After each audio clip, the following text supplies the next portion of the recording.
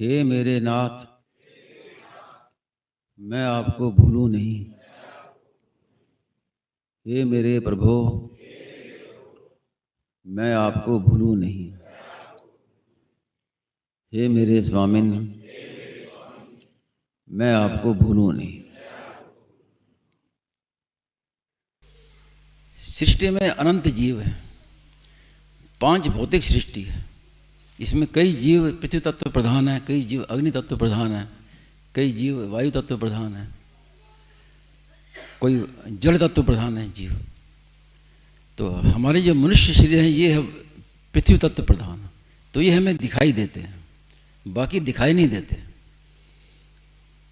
तो हिंदू दर्शन और पाश्चात्य दर्शन में यही तो अंतर है।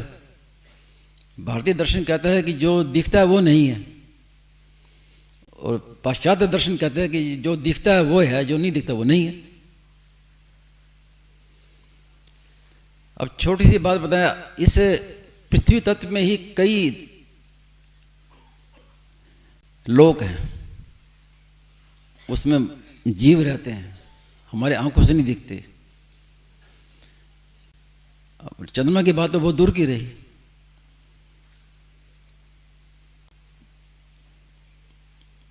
स्वामी जी से मैं मिला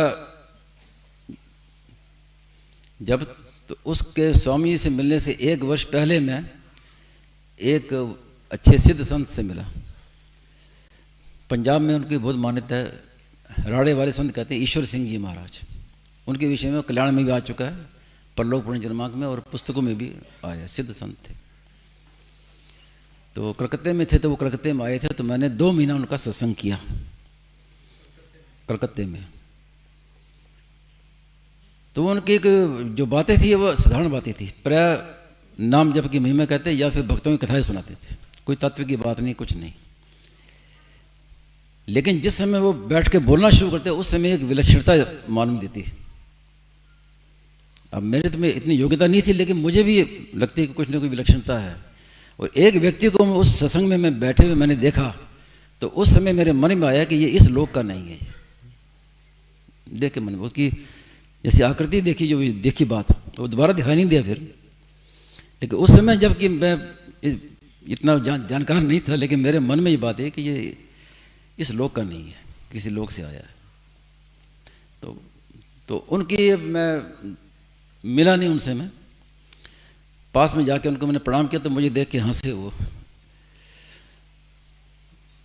उसके बाद ही फिर मुझे स्वामी जी महाराज मिले।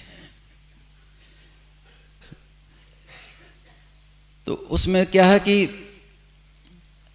मनीषी की लोक यात्रा पुस्तक में देखें तो कई लोगों का वर्णन है जो इस पृथ्वी पर है। वो जो संत थे ईश्वर सिंह जी महाराज, उनके पास एक व्यक्ति आया जिसको प्रेत ने पकड़ा हुआ था। प्रेत ने, एक मुस्लिम प्रेत ने पकड़ा हुआ था, और वो प्रेत 1000 साल से प्रेत था। वो अपने गीता प्रेस की पुस्तक में उसी नाम से आया कि 1000 साल तक रहने वाले प्रेत की मुक्ति, उन्होंने मुक्ति करवाई थी उसकी। तो उस जब प्रेत आया तो उन्होंने उससे वार्तालाप किया।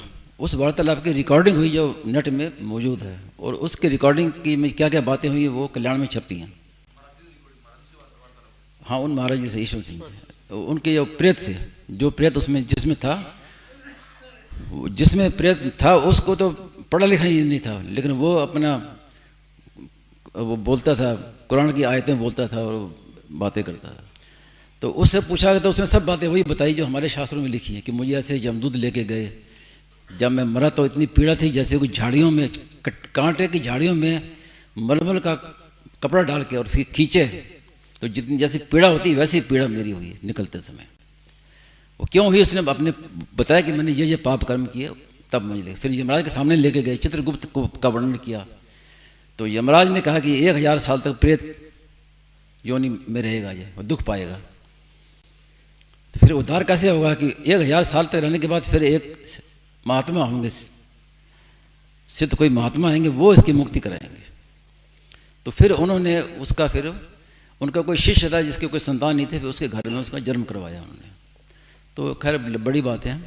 तो उस प्रेत की जो रिकॉर्डिंग मेरे पास है, वो जो थी, उसने क्या कहा, वो हंसते हुए उसने कहा कि आप लोगों की जितनी संख्या, मनुष्यों की जितनी संख्या है, उससे कई गुना ज़्यादा संख्या हमारी है इस पृथ्वी में। प्रेत, इतने प्रेत हैं। अब बोलो, अब वैज्ञानिक कहेंगे कि सब झूठी बातें हैं। वैज्ञानिक को क्या है कि भौतिक, अभी तो भौतिक दृष्टि में चल रहे हैं ना, जो दिखाई देगा वो क्या यही है। अब वो कहाँ दिखाई देते हैं? वृंदावन में एक दिव्य वृंदावन और है, इसका भी वर्णन आता है ग्रंथों में, एक दिव्य वृंदावन है। अब कहाँ दिखाई देता है? कल्याण में एक लेख छपा था, उसमें बताया कि जो कोई मरने के बाद किसी ने बताया अपने संबंधी को कि हरिद्वार के ऊपर एक लोक है, मैं वहाँ रहता हूँ, ऊपर एक लोक है। तो जब यहाँ के लोक का ही पता ही नहीं है तो चंद्रमा में क्या जाके मिलेगा? मनीषी के लोग जाते हैं, पुस्तक में उनके स्वामी विशुद्धानंद परमहंस का लिखा है। उन्होंने क्या कहा, वो बचपन में कई वर्ष जवानी अवस्था तक वो ऐसी जगह रहे जो संसार से लुप्त है, ज्ञानगंज। वो ज्ञानगंज हिमालय में है, और वहाँ जो जाएगा उसको खाली बर्फ़ दिखाई देगी। हिमालय में चाहे जाए तो क्या दिखाई देगी? बर्फ़ के पहाड़ और कुछ नहीं है। लेकिन वहाँ भी ज्ञानगंज में एक शहर बसा हुआ है जिसमें केवल योगी लोग रहते हैं, और उनकी उम्र हजारों हजारों वर्षों की उम्र है। एक योगी की उसमें फ़ोटो भी दी हुई है पुस्तक में। तो वहाँ के योगी इनको जो बचपन में क्या कि किसी कारण से ये आत्महत्या करने वाले थे, तो पकड़ के वो ले गए उनको वहाँ पर, और वर्षों तक वो वहाँ पर रहे, उनको योग विद्या सिखाई गई। उसके बाद भेजा गया, अब संसार में तुम भारत में जाओ। तो ज्ञानगंज ऐसा लोक है जहाँ पर हजारों की संख्या में योगी लोग रहते हैं। अब वो लोभी लोग ही है, वो इसी यही है पृथ्वी पर, लेकिन कहाँ दिखाई देता है। अब आए चंद्रमा की बात, मैं संक्षेप में कह रहा हूँ, बातें बहुत हैं इस विषय में, कि मेरा एक शुरू से बचपन से एक शौक रहा परलोक को जानने की, परलोक में क्या क्या है, क्या क्या अदृश्य शक्तियाँ। तो मैंने कई पुस्तकें पढ़ी है, बहुत मेरे एक रुचि रही रुचि, तो कई बातें जानकारी मिली उसमें। तो सन 1925 की बात है। उस समय एक योगी थे, उनका नाम था योगी राज है, योगी राज नाम से प्रसिद्ध थे वो। तो उनमें कई सिद्धियां थी। तो अपने वो शिष्य को दूसरे लोकों में भेजा करते थे, और वो उस लोक में जाके सूक्ष्म शिष्य जाते थे, और वहाँ आके फिर वो वापस स्थूल शरीर में आके फिर वो बताते थे कि मैंने वहाँ क्या क्या देखा। और ये बातें छुपी हुई नहीं है, उस समय न्यूज़पेपर में, अखबार में छपी ये बातें। तो उन्होंने एक शिष्य को भेजा सूर्य लोक में।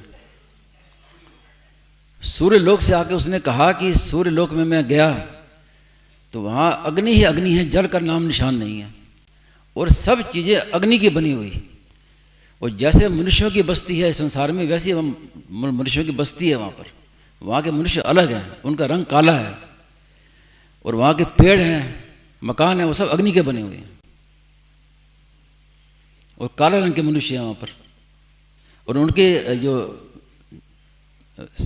चेहरा है, वो शरीर का, वो विचित्र ढंग का है, अपने मनुष्य शरीर से मिलता जुलता नहीं है, विचित्र ढंग के लोग हैं। वो आके उसने ये समाचार दिया, ये सब प्रकाशित हो चुका है। और फिर उन्होंने भेजा चंद्रलोक में। तो चंद्रमा से हो क्या आया, उसने क्या बताया? उसने कहा कि जैसे हमारे संसार में मनुष्यों की मोहल्ले बस्तियां बसी हुई हैं, वहाँ भी ऐसे ही है। और वहाँ के जो मनुष्य हैं वो बहुत गोरे हैं और बड़े सुंदर हैं, उनके आंखें बड़ी बड़ी हैं, कान बड़े बड़े हैं। और जिस समय वो मैं गया तो उस समय रात्रि का समय था, इसलिए ज़्यादा नहीं देख पाया। लेकिन वहाँ पर जल ज़्यादा है, रहने लायक पृथ्वी कम है, और आगे समुद्र है, जल है। तो ऐसे उसने आके बातें बताई। अब इनको विज्ञान क्या कभी खोज पाएगा? और मिट्टी पत्थर देख के अपना खुशी मना रहे कि वाह, मिट्टी वहाँ से मिट्टी लिया, पत्थर लिया है। योगियों को देखो उनकी क्या दृष्टि थी। मुझे याद नहीं आया, मैंने शौक था मेरा, तो किसी पुस्तक में पढ़ा, फिर मैंने बहुत याद किया, वो मेरे स्मृति में नहीं रहा। मैंने उस समय पढ़ा था कि जिस समय पहली बार अमेरिका का आदमी वहाँ उतरा, उसके पहले वहाँ वो योगी वहाँ था, वहाँ पर वो देख रहा था। नारायण नारायण नारायण।